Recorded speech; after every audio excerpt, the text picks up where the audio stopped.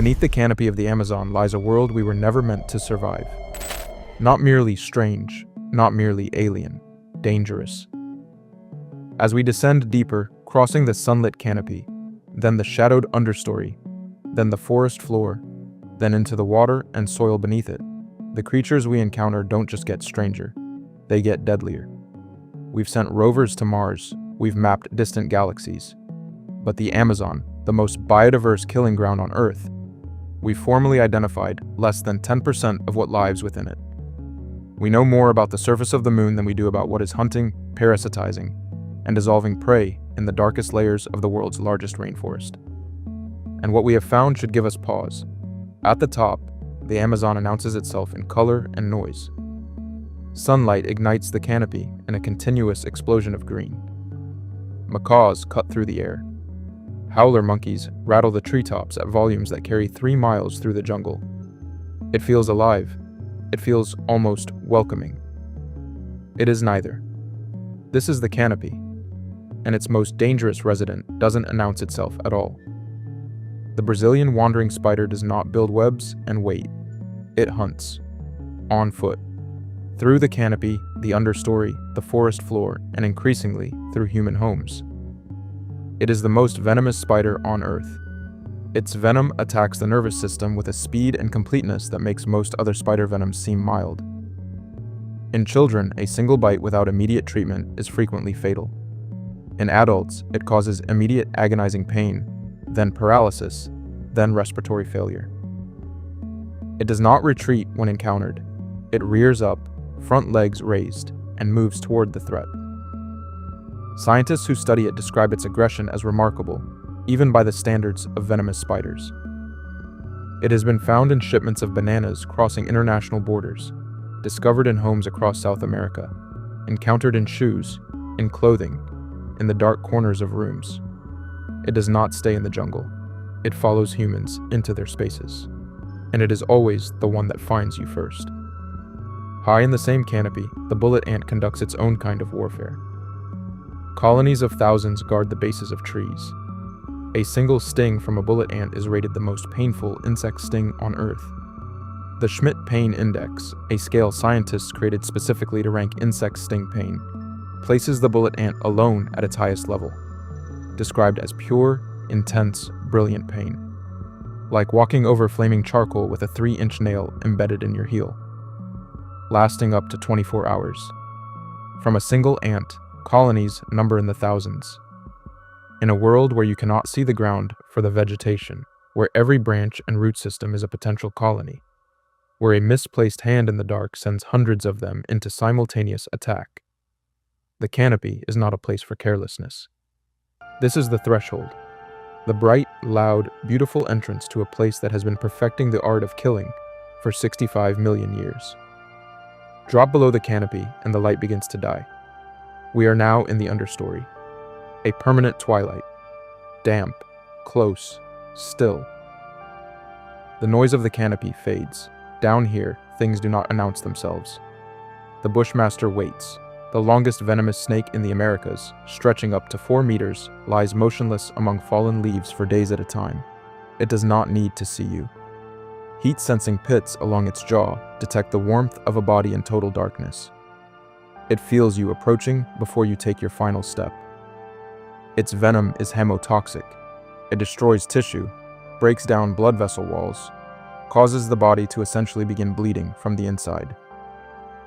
Without treatment, the fatality rate is significant.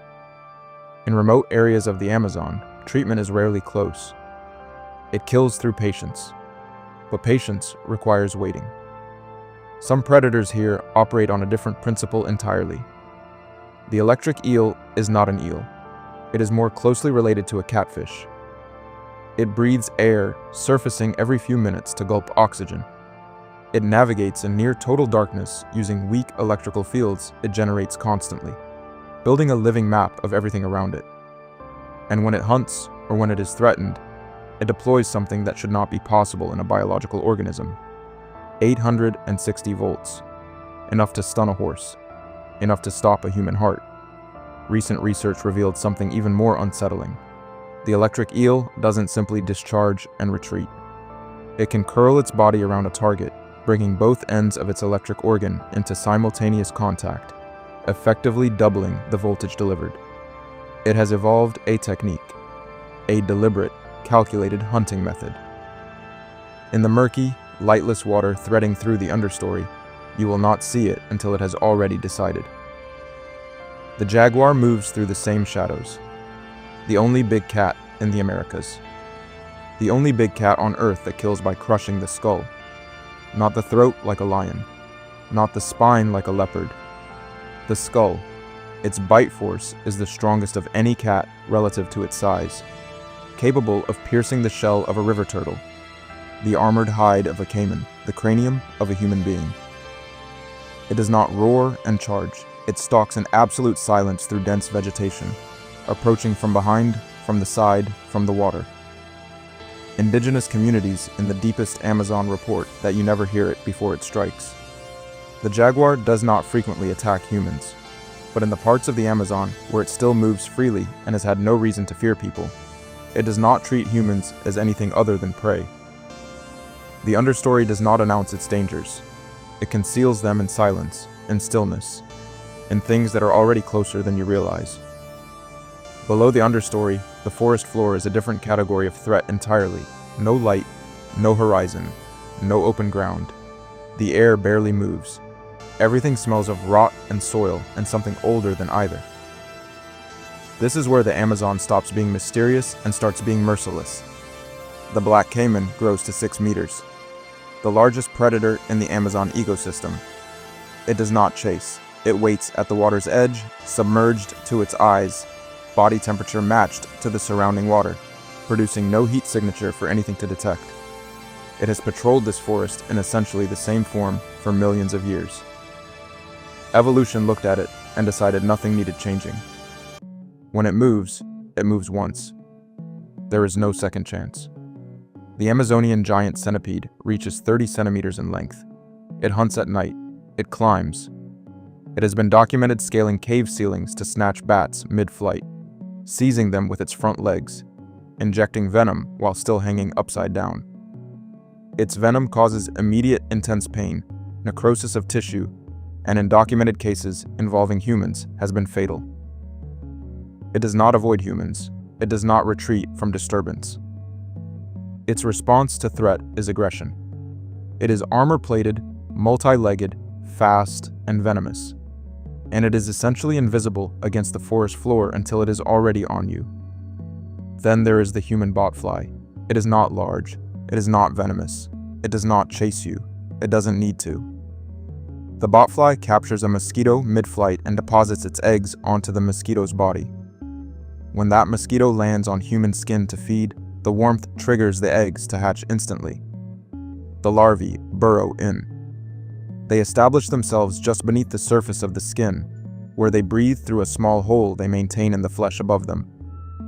They feed, they grow, for 6 to 8 weeks. People who have experienced it describe feeling movement beneath their skin. A shifting, a pressure. A rhythmic sensation that has no equivalent in normal human experience.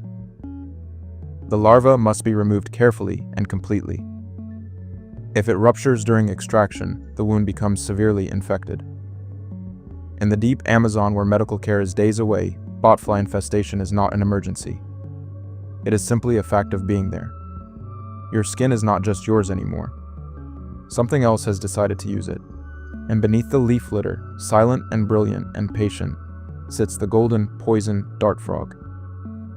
The size of a paperclip, it carries enough toxin on the surface of its skin to kill 10 adult humans simultaneously. Not through a bite, not through a sting, through contact alone. The toxin binds to nerve cells and prevents them from ever switching off, locking the nervous system in a state of continuous firing until the heart stops. There is no antidote. Indigenous hunters of the Amazon have used it on blow darts for centuries, wiping a dart tip across the frog's back before loading it. The frog does not need to do anything. It simply needs to be touched. It sits in plain sight, bright yellow, the most honest warning in the natural world. Everything that has ever ignored that warning is no longer alive to remember it. Beneath the forest floor, beneath the root systems, and the compressed centuries of leaf fall, the Amazon reaches its deepest and most invisible layer. The soil, the rivers threading through it, the black water channels cutting beneath the trees. And here, the danger becomes something that has no face at all. The candiru is a small, nearly transparent catfish, barely the size of a toothpick. It is a parasite. It locates hosts by detecting traces of blood and biological compounds in the water, following the gradient upstream to its source with a precision that functions like a targeting system. It is documented to enter the body cavities of larger fish. The accounts of its interactions with humans in Amazon river systems are among the most disturbing in any biological literature. It is invisible in the water. It is drawn to you specifically. And once it has located you, its backward-pointing spines make removal without surgical intervention essentially impossible. In the rivers beneath the Amazon, the danger is not what you can see. It is what you cannot. The giant anaconda moves through these same waters, the heaviest snake on Earth, documented at lengths exceeding 8 meters and weights approaching 250 kilograms. It does not use venom. It uses mass and muscle and water, ambushing from below the surface, coiling, tightening with each exhaled breath until the chest can no longer expand. Its jaw accommodates prey that seems geometrically impossible. It kills through physics, and in the deepest layers of the Amazon soil, bacteria operate with a quiet lethality that dwarfs everything above them. Flesh-eating bacterial strains present in Amazon waterways cause necrotizing fasciitis, a condition that destroys soft tissue faster than surgeons can operate. In remote regions, a cut, a scratch, a small wound becomes a race between medicine and biology. In parts of the Amazon, where medicine is days away, biology frequently wins. The deeper you go, the smaller the threat becomes, and the smaller it becomes, the less you can fight it. For all we have mapped, the Amazon remains the most dangerous ecosystem on Earth, covering 2.5 million square miles. More venomous species per acre than any comparable habitat. More parasitic organisms. More chemical weapons deployed by plants, fungi, insects, and bacteria than any laboratory has yet cataloged. And we have formally identified less than a fraction of them. Each new expedition returns with species previously unknown to science. Spiders with venom compounds that target biology we didn't know was targetable. Bacteria that consume materials we once considered inert. Parasites whose life cycles are so complex and so specifically adapted to the human body that scientists question how long they have been evolving alongside us. The deeper you go, the more the Amazon reveals a single overwhelming truth. This forest did not evolve for us. It did not evolve around us. It evolved for 65 million years in our complete absence, building systems of predation, parasitism, and chemical warfare of a complexity we are only beginning to read. We are not at the top of this food chain. We are not even fully aware of all the chains. The greatest danger the Amazon poses may not be the caiman, or the wandering spider, or the candiru. It may be our certainty that we understand it. We don't, not yet. And in a forest this old, this deep, and this alive, that uncertainty is the most dangerous thing of all. These are not just secrets worth discovering. They are secrets that are, even now, still discovering us. Asking for support always feels a bit uncomfortable, so I'll make this quick. These videos are made from genuine passion, and I want to keep pushing what this channel can become. Stronger visuals, more rigorous research, stories that actually make you feel something. Please consider subscribing, liking, and leaving a nice comment below. Genuinely, thank you.